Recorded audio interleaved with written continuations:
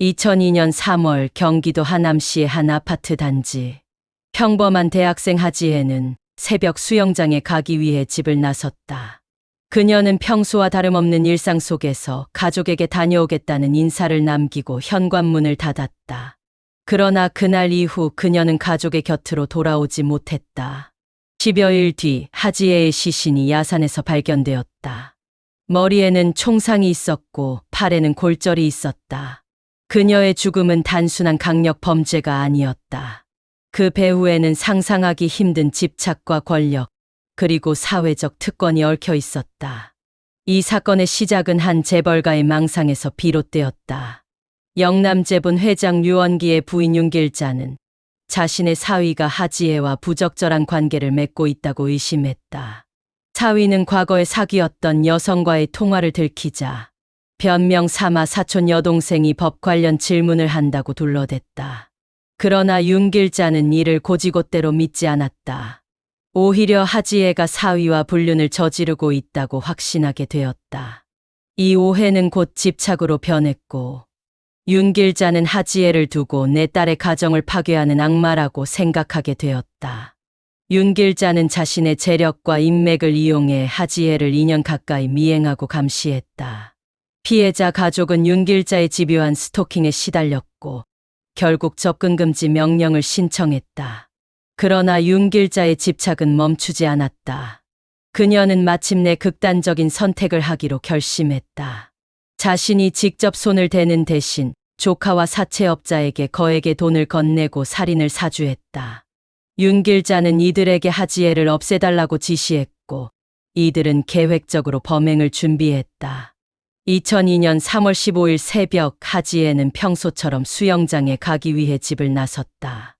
그녀를 뒤따라온 범인들은 차에 태워 납치했고 인적이 드문 야산으로 데려갔다. 그곳에서 이들은 공기총으로 하지혜의 머리를 여러 차례 쏘았고 팔을 부러뜨리는 등 잔혹한 폭행을 가했다. 범행 후 이들은 시신을 야산에 유기했다. 하지혜의 가족은 딸이 실종된 사실을 알게 된 후 경찰에 신고하고 애타게 그녀를 찾았다. 그러나 열흘이 지난 뒤 경찰은 야산에서 싸늘한 시신을 발견했다. 가족들은 충격과 슬픔에 빠졌다. 수사가 시작되자 경찰은 하지혜가 평소 스토킹과 협박에 시달렸다는 사실을 알게 되었다. 피해자 가족의 진술과 주변인들의 증언을 토대로 수사는 윤길자와 그 주변 인물들에게로 좁혀졌다. 윤길자는 범행 후 조카와 사채업자를 해외로 도피시켰지만 경찰은 집요한 수사 끝에 이들을 모두 검거했다. 검찰은 윤길자를 주범으로 지목하고 조카와 사채업자 등 공범들에게도 살인 혐의를 적용했다. 재판 과정에서 윤길자의 집착과 범행 동기가 낱낱이 드러났다. 그녀는 사위와 하지혜의 관계를 망상적으로 의심했고 이를 근거로 살인을 사주했다. 법원은 1심에서 윤길자에게 무기징역을, 공범들에게는 20년형을 선고했다. 2004년 대법원은 이 판결을 확정했다. 윤길자는 교도소에 수감되어야 했지만 여기서 또 한 번 사회적 특권의 민낯이 드러났다. 2007년 윤길자는 유방암과 파킨슨병 등 12가지 병명을 내세워 형집행정지를 신청했다. 법원은 이를 받아들여 그녀를 신촌 세브란스 병원 특실로 이감했다. 이후 6년 동안 윤길자는 병원 특실에서 사실상 자유로운 생활을 했다. 그녀는 고가의 병실에서 가족과 지인들의 방문을 받으며 일반 수용자와는 전혀 다른 삶을 살았다.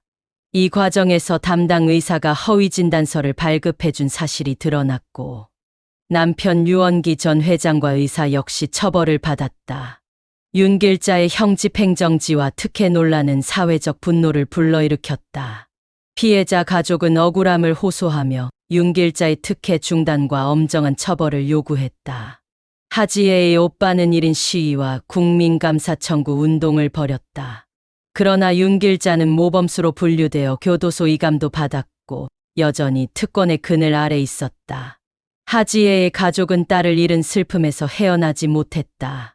특히 어머니는 딸의 죽음 이후 극심한 우울증과 트라우마에 시달렸다. 주변인들은 그녀가 제대로 식사도 하지 못하고 건강이 급격히 악화됐다고 증언했다. 2016년 하지혜의 어머니는 영양실조로 숨진 채 발견됐다. 발견 당시 몸무게는 38kg에 불과했다. 딸의 억울한 죽음이 어머니까지도 죽음으로 몰아넣은 것이다. 이 사건은 한국 사회에 큰 충격을 안겼다. 재벌가의 권력 남용, 사법부와의 유착, 허술한 법 집행, 피해자 가족의 고통 등 다양한 문제들이 드러났다. 언론과 시민들은 유전무죄, 무전유죄라는 말로 이 사건을 비판했다. 많은 이들이 법 앞에 평등과 정의가 제대로 지켜지지 않는 현실에 분노했다. 영남제분 여대생 청부살인 사건은 단순한 강력 범죄가 아니었다. 한 인간의 망상과 집착, 그리고 권력과 돈이 결합해 얼마나 끔찍한 비극을 만들 수 있는지 보여주는 사례였다. 피해자는 아무런 잘못이 없었지만 가해자의 집착과 권력에 희생당했다. 그녀의 가족 역시 평생 지울 수 없는 상처를 안고 살아야 했다. 이 사건을 계기로 사회는 재벌가와 권력층의 범죄에 대한 엄정한 수사와 처벌, 그리고 형집행정지 제도의 개선을 요구했다. 그러나 시간이 흐른 지금도 유사한 사건은 반복되고 있다. 권력과 돈이 법의 심판을 비켜가는 현실은 여전히 바뀌지 않았다. 하지혜의 죽음과 그 가족의 비극은 한국 사회에 깊은 상처를 남겼다. 이 사건은 법과 정의, 그리고 인간의 존엄성에 대해 다시 한번 생각하게 만든다. 피해자와 그 가족이 겪은 고통, 그리고 가해자에게 주어진 특권은 결코 잊혀져서는 안 될 것이다. 영남제분 여대생 청부살인 사건은 우리 사회가 반드시 기억해야 할, 그리고 다시는 반복되어서는 안 될 비극이다. 내용이 유익하셨다면 구독과 좋아요, 알림 설정 부탁드립니다.